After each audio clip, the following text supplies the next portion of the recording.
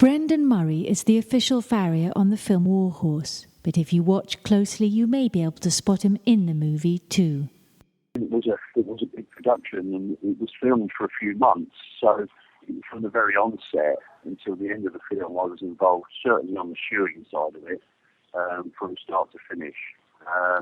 And as I say, also the small parts, in between. I didn't ride continuously through it, and there wasn't obviously a call for the farrier on set in a shoot every day or even every week. It was just, and when they filmed the scenes, and it was good to be there. I didn't go to every location. They were spread up and down the country, so they did call in some local farriers to help them out when they got stuck. But I was his main farrier for his horses. There were many horses used on the set, and they had to bring outfits in from outside to help out. But I did have a part as a farrier on the set. I was there at Stratfield Say in the forge for 2 days, and I had a young lad as an apprentice there with me, and we were making shoes whilst Joey, the principal horse, was being introduced to Topthorn prior to then travelling over to France to go to war. And what kind of horseshoes did he use on the set? They were basically flat shoes. They were to the period, basically. Not only did Brendan shoe several different horses that each played the main part of Joey, but he also travelled up and down England shoeing the cavalry and the workhorses too. No, there was a few characters called Joey from different ages and different parts of the film. And as I say, throughout the period of the filming, I went out to various different locations to shoe the horses.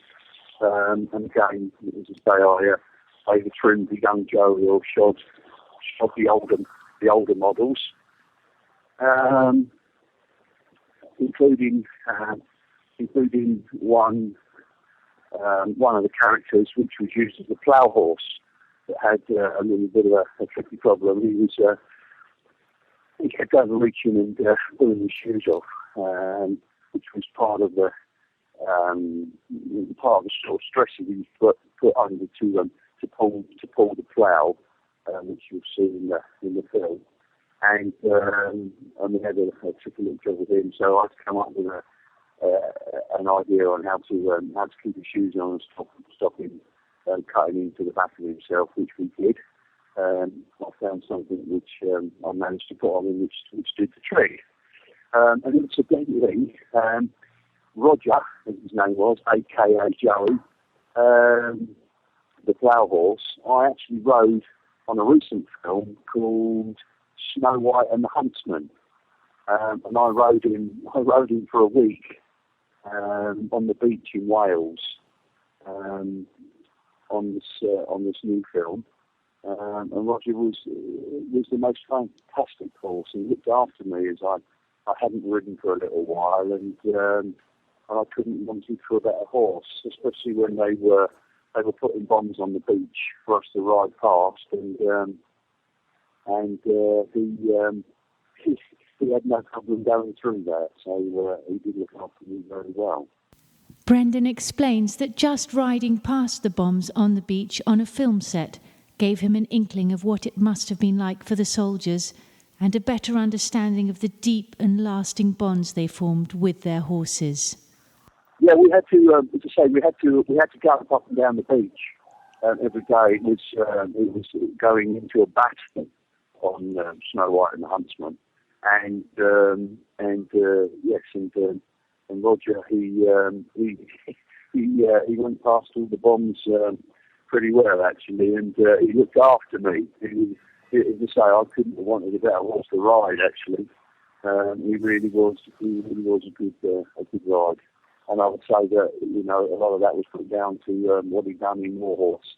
I think that, you know, when you're going to be in that situation, and these guys, I suppose, you know, you're riding into battle, and you know, your horse is also your lifeline, isn't it? So, you know, you can't help but form a bond with it, because you know, it will hopefully save your life.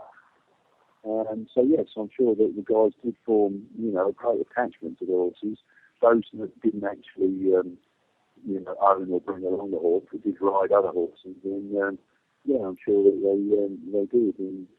And I don't think, you know, in such a film as that, I don't think you could help but think back to how days of real, if you like, in action, what it would have been like. So yeah, it's very good.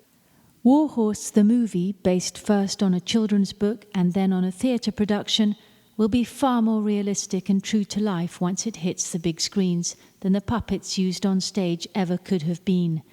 Brendan explains that in a way his job on the set was not unlike the shoesmiths during the war.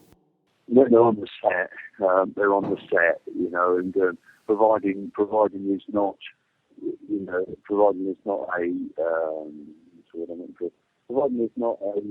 danger to the horse aspect of it. If they do pull a shoe off, you know, they'll keep going until such a point at the end of the day that we can put the shoes back on. Probably been the same as in a real war situation. You know, the guys, they had shoeing smiths, you know, with them, and they all carried a shoe case on their saddles with spare shoe and nails in it, and at some point when it was safe to do so, they could always get the shoeing smith to tack on a shoe for them.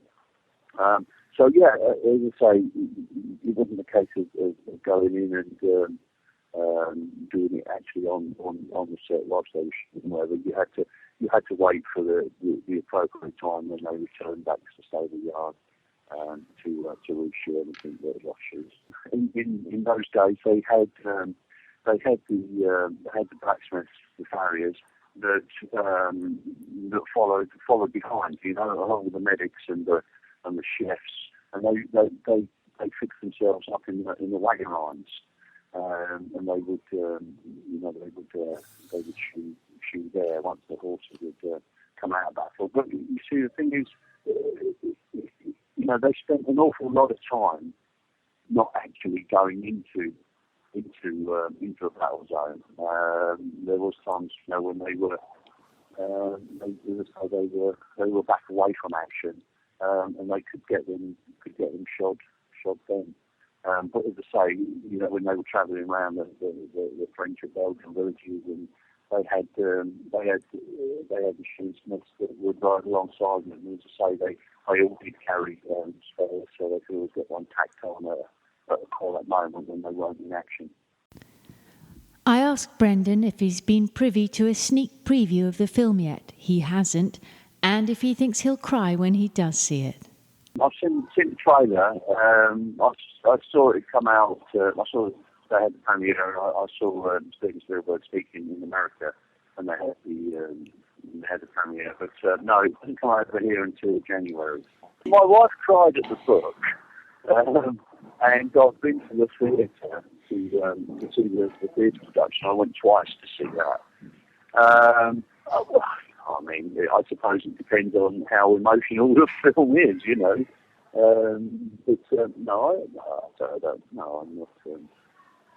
I don't know. I don't know, Samantha. I'm not at all embarrassed to admit that I've already cried in the trailer and am longing to see the film. Many, many thanks to Brendan Murray for talking to us directly from Olympia, the London International Horse Show, where he was the official farrier, and he's also the official farrier for the British eventing team.